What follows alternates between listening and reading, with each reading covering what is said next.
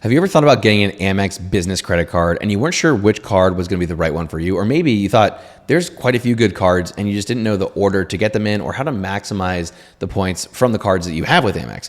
Well, in this video, I want to show you how you can climb the Amex business credit card ladder so that you can get the right cards for your specific business and the order in which you need to apply for them if you're getting multiple cards with Amex. And lastly, how you can use these points more effectively for better travel. And if you're new here, my name is Eli Vicenda, aka Eli the Travel Guy. I'm the founder and CEO at Freedom Travel Systems, where we help entrepreneurs maximize their points for bucket list trips, specifically by getting the right cards on the right expenses inside of their business. So let's go ahead and dive in. So I'm gonna dive into my iPad and walk you through this entire process. But before we dive into figuring out exactly what cards you need to get, the first thing that most business owners overlook that already sets them up for failure is that they don't know their constraints. So the first thing I want to solve for is to really understand what your overall outcome is and what your constraints are for having cards. And when people don't have a proactive plan for getting cards, what ends up happening is they get random credit cards, things that they heard about from a friend, or they were flying on an American Airlines flight and they heard the in-flight announcement to get this credit card because it can get you to Hawaii, and they randomly get it. Or they get things in the mail and they just randomly sign up for them, or they talk to their banker who doesn't really know anything about the larger credit card game and is essentially just pushing them a card from that bank. So that happens to a lot of business owners, and they end up with credit cards that are all over the place, and it ends up costing them tens of thousands of dollars of easy missed money because they just have never created a plan. So the first thing you want to do is think about your constraints, and essentially there's a couple of key things that will help you solve for what you actually want when it comes to your cards. So the first thing that we want to know is, number one, we call this your travel DNA. Okay, so this is really going to be a combination of a couple of main things, which is going to be ultimately, what do you spend on and how much do you spend? Right? It's going to come down to your preferences of, do you care about lounges? Do you want first class on domestic? Do you want hotel suite upgrades? Do you just want to use points for business class travel? Do you have family that's traveling? Your overall preferences. And then lastly, your actual travel. Like, are you traveling once a month? Are you traveling twice a month? Are you traveling international for business? Are you traveling domestic for business? Are you doing all vacations? That three-step process right there of finding out your spend, your preferences, and your travel will really drive the filtering for what cards are going to make sense for you or not. So before we even talk about Amex, it's really important to understand your overall travel DNA, and that will again help dictate if the card is even going to be a fit for you off the bat. So with that, one of the things that a lot of people get concerned about is having too many credit cards. So the first thing we want to do is just keep it really simple.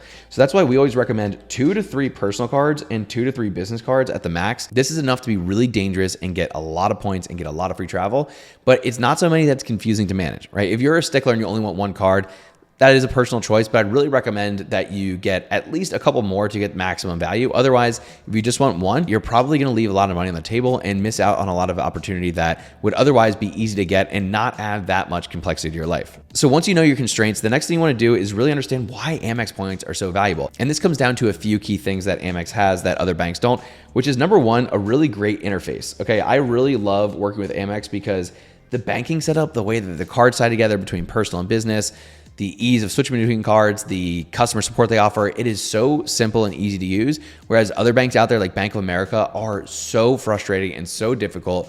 And it's just, every time I open it, it's an eyesore. It takes forever. I never really know where I'm navigating. So overall, I really like Amex from an interface standpoint. Number two is going to be their variety of cards. So depending on what your goals are, you may need a variety of different types of points, and Amex does offer a wide array of different options, and we're going to cover those in a minute here.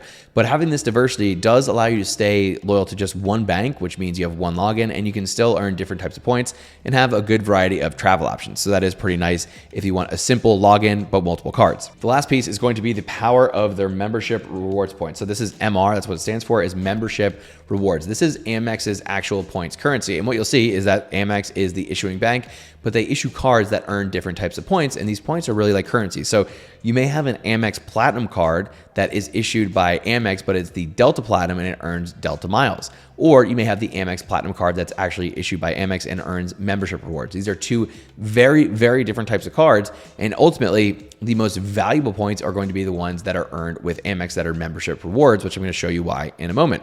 But that unlocks a lot of potential power, and these points are extremely valuable compared to other points and miles out in the ecosystem. So earning Amex membership rewards is a really good start. And if you need to get other airline or hotel cards, there's plenty of options there. So as you're applying for these cards, it is really important to know the rules, because if you don't know the rules, you end up getting rejected for cards, or you have to deal with a lot of headaches. And if you do know the rules, you get seamless approvals, higher limits, and it's just much easier to work with Amex. So what are some of these rules? Well, first off, all of these banks that you're going to be working with, they have these kind of unwritten rules that have been decoded by points and miles nerds that are tracking data across large sample sizes. So with Amex, there's a few different ones, but the first thing that you want to know about is really the difference between charge cards and credit cards. Okay, so charge versus credit. Now, these really don't feel that different to you as a consumer, but from the bank standpoint, there are some different features. So these charge cards have something called spending power instead of credit limits. So with spending power, essentially there's not like a preset limit, but when you spend on this card and you pay it off, you'll then be able to spend a little bit more the next month. And the more you pay it down and the more you keep using it, the more they essentially let you grow with them over time. This is really helpful for businesses that have really high spend because there's not a hard limit on it. Now, on the other hand, credit cards have a nice normal limit. You get approved and you know exactly how much you can use, and you can carry balances over time, whereas charge cards, you're supposed to pay the balance in full. Now, I say supposed to because ultimately that's the default setting of the card, but Amex does have a pay over time feature, which will allow you to carry things over if you need to. Now, that's never recommended because we don't want to pay interest, but if that is a situation you fall into, it's not like they're going to shut down your account. You'll just carry it over and you'll have to pay interest at a steeper rate for a charge card. So that's really helpful to know, because the next main rule is going to be the 2 in 90 rule. So what this means is that you can get approved for 2 credit cards in a 90-day period. Now, that is different than charge cards. You can get 2 credit cards and potentially 2 or 3 charge cards in a 90-day period. But if you're just getting credit cards, we're talking about max of 2 credit cards in a 90-day period. So if you're applying for potentially multiple cards, you'll want to make sure to diversify, or at least wait to come back to Amex and get more of those cards. Now, the next card is what we call the 5-card rule. Now, this only applies for people that are really going to be getting multiple cards within the bank. Some people only want a couple cards and it doesn't really matter, but essentially you can only hold 5 credit cards. Again, not charge cards, but credit cards with Amex. So if you have 5 cards and you go to apply for one more, it's very likely that you'll get denied. There are data points that show that people still get approved for more than 5, but generally speaking, 5 is the max with the credit cards. Now, again, you could have 5 credit cards and 5 charge cards and have a total of 10 cards, and that's fine. But with credit cards, you will be limited. Now, for most of these, they don't really offer that many specific credit cards that are amazing for points earnings. There are some for different benefits. So for most of you out there, you're probably not going to run into an issue here, but it is worth noting if you get denied for additional cards, that could be why. Now, the last rule that I'm going to talk about, which is the most important one, is the once in a lifetime rule, which basically means when you're going to apply for these cards, you can only get the sign-up bonus once in the lifetime of holding that card. So if you want to get the Amex Gold card and you previously held the Amex Gold, you will be ineligible for the bonus, even if you didn't get the bonus the first time you opened it. Now, this is really important to know because for a lot of people, they get multiple of an Amex Business Gold or Amex Business Platinum, and they don't get the bonus in the second, third, or fourth one, and they're wondering why. Well, it's the once in a lifetime rule. There are occasionally some workarounds for this, but it is important to note because when you're applying for these cards, it will also impact the order in which you get them. Okay, so now we've got the rules down. So let's talk about the top different cards. And as I mentioned, there really are 4 main different types of cards. So number 1 is going to be your cashback cards, okay? Now, if you are interested in travel like at all, I don't really recommend getting these cashback cards because they're fixed. And when you use travel points, you can multiply the value and you can get way more than if you just use cash back, okay? So I don't really recommend that. Then there's gonna be the airline cards, and we're gonna talk about these. With Amex, they really only partner with Delta, at least right now. And so that's pretty much your only option is Delta cards within American Express. And I typically don't recommend them. I'll explain why in a moment, but Delta cards, one of the biggest mistakes is people hold a lot of Delta cards and they're very overrated. You've got your hotel cards, okay? So these are gonna be hotel cards. Now with Amex, again, you have, on the business side, you really only have 2 options. You have the Amex Business Marriott card and you have the Amex Business Hilton card. So pretty simple, but those are your 2 hotel cards to choose from. And then lastly, you've got your Amex membership rewards card. So again, these earn Amex points, which are the flexible points currency that we really are after here. So when we think about these and you're thinking about, well, what cards do I want? It's important to look at these different options and decide what's going to be most valuable for you. For the vast majority of people, we really, really want to focus right here. We want to be focusing on those membership rewards cards because, again, those open options. For example, let's say you want to fly on a Delta flight, and this is a really, really good use case of why these Delta miles are just so useless.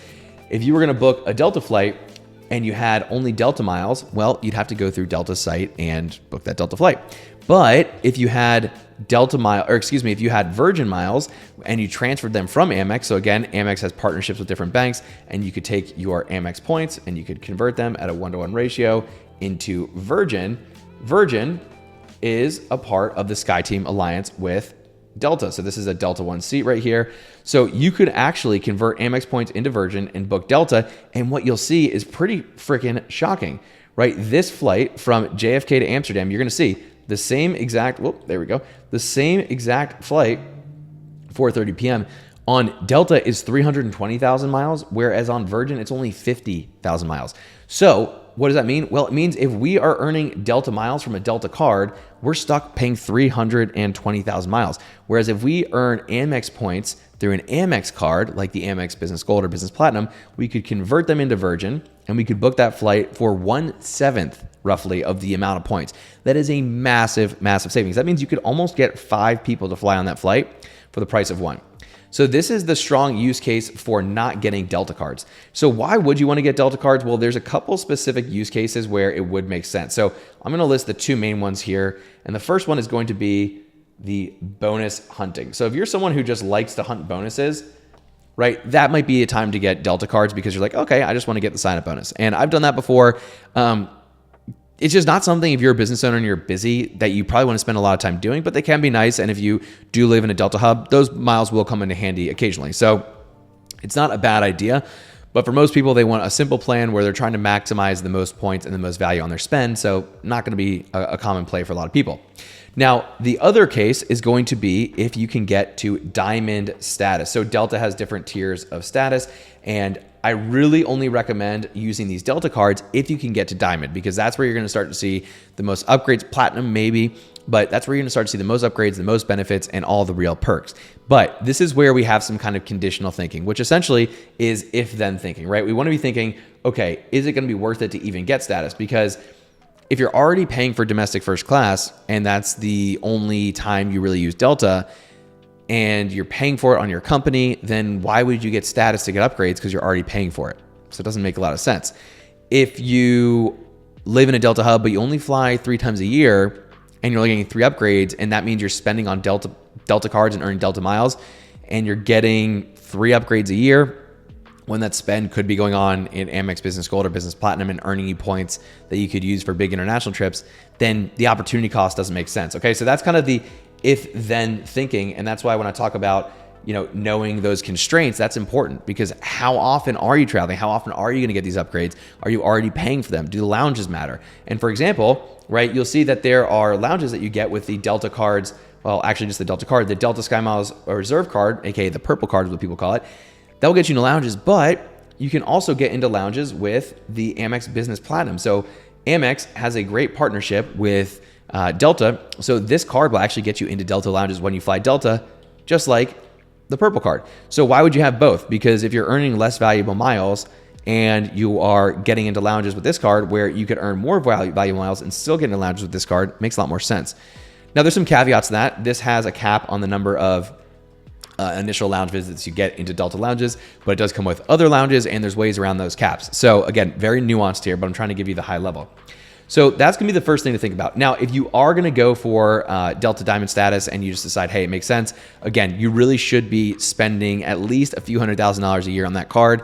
You should be near a Delta hub, and you should be traveling probably a couple times a month for that to really make a lot of sense. If you're going to do that, though, then it does make sense to get a couple different Delta cards because of the way that they structure their elite status qualifications now and how some of these cards will help you boost your way towards elite status. The other thing that you want to note is if you can get them when there's a limited time offer, like right now there is, for example, for those cards, that's going to be a nice way to boost it. Okay, so that's going to be your airline card breakdown with Amex. So the short and skinny is for most people, I don't recommend the Delta cards. For a really unique set of folks that are flying Delta a lot, they have a lot of spend, and they live near a Delta hub, then it would make sense. But now we're going to talk a little bit about some of the hotel cards. Okay, so we've got the next set of cards, which is our Hilton and Marriott Bonvoy card. Now, for me, there are 3 main players in the hotel game. There's Hilton, there's Marriott, and there's Hyatt, at least when it comes to loyalty. Now you'll see 2 of the 3 are listed here, but my personal favorite is Hyatt, and this is not a card issued by Amex. So for me, that's already my main hotel status play, and my main program that I'm using is going to be issued by another bank. So that's off the table for me personally. But for you, depending on your hotel goals, one of these actually may make sense. Particularly, my preference would generally be the Marriott card here. And the reason for that is going to be because Marriott has a big global footprint and their points and mileage program is much better than the Hilton program. So you'll see if you look up the Waldorf Astoria in Cabo, for example, in Mexico, with Hilton, that property, it could be 100,000 points per night, or it could be 1,000,000 points per night. I'm not even kidding. It's a serious contrast and a big difference. And that is because Hilton has a really different award chart when it goes to booking their stays.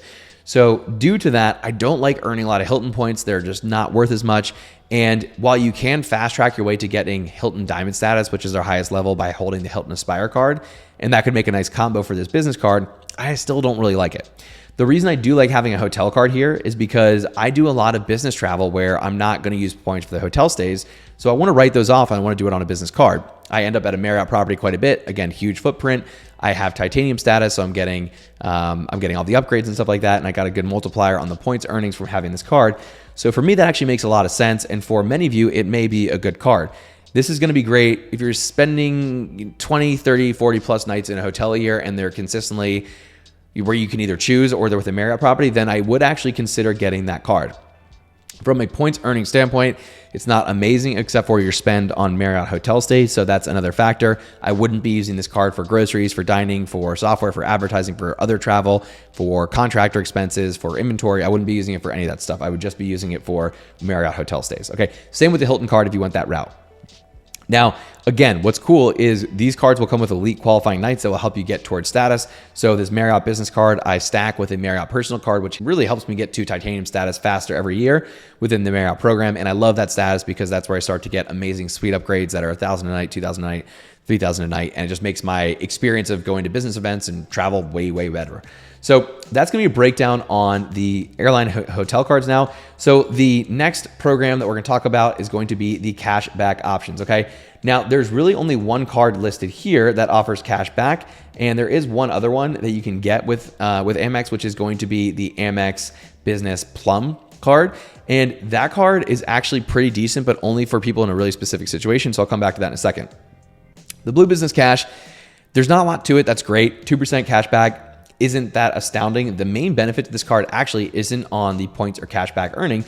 It's going to be on its intro APR. So if you're in a business where you need a lot of growth and you need to leverage essentially self-funding, then using this card can actually be really good because it's 0% interest for the first 12 months, which means I've done this before. You need to invest into a coaching program, a service, contractors, payroll, whatever. You can put it on that card and you don't pay interest for 12 months. Now you still owe that amount back. You are personally guaranteeing the card, but that can be really helpful to boost early stage growth if you need it. Beyond that, not really a great card at all, because if you were going to get that 0% APR, or even if you're getting that 0% APR, you could actually do the same thing with the Blue Business Plus, which is right here. Okay, but this earns points.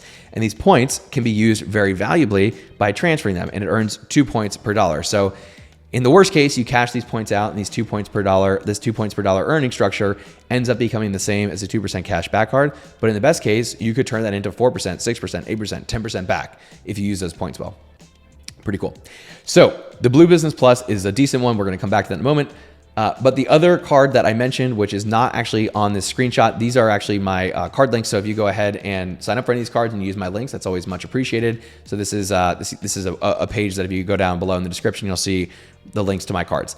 But the other card that's not listed is actually going to be, and I'll change the color for that, is going to be the Plum card. Now, this card is unique. It's a cashback card, but the unique feature on it is that it has 60-day payment terms. And so why this is cool is because if you're in a business that has a lot of cash flow needs, like e-commerce or real estate flipping, where there's a lot of money going going out of the door up front, and you may not receive that for 45 days. Well, having an extra 30-day payment period, because the standard is a net 30 term, right? And these offer net 60 terms. Having those extra 30 days can be a big difference maker for you. And so the Plum card is really good in that situation, but it's not really going to earn you a lot. So if your business is tied up cash flow wise, you might want to get that card for the extended terms. Beyond that, I wouldn't really look at it much, which is also why it's not listed on this page. So that brings us to our last two cards, the big bad amazing cards here with Amex, I'm just gonna delete that real quick, is going to be the Amex Business Platinum and the Amex Business Gold. Now I'm gonna draw a smiley face on these because I love these cards. Well, that looks like a sad face. I love these cards. These are my two favorite cards within the Amex program.